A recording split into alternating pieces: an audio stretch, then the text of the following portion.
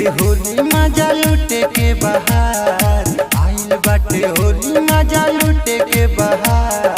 बाहर से घरे आ जाए हो सरकार,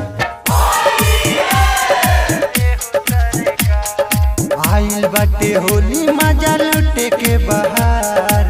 बाहर से घरे आ जाए हो सरकार।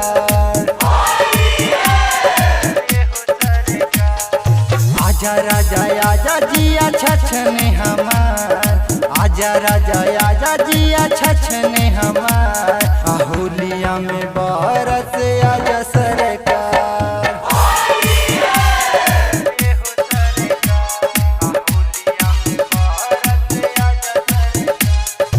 Music by Vikas Bettiah.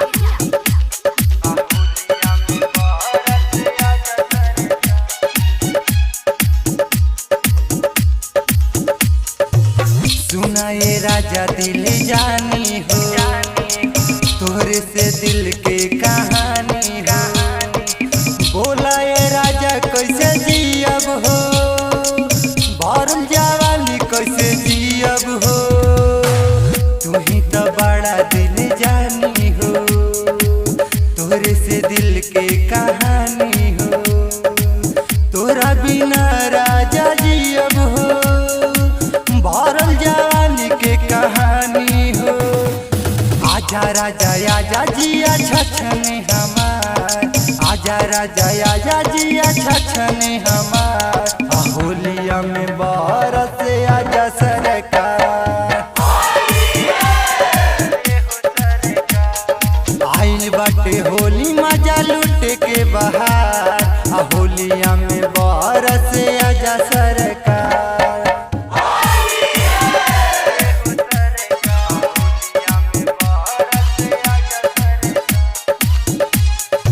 Music by विकास बेतिया।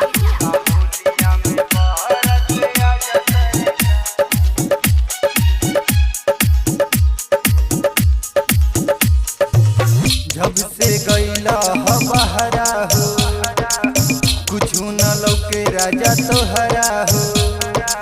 चढ़ल जवानी के बोझा हो, बोला अकेले कैसे खेली हो।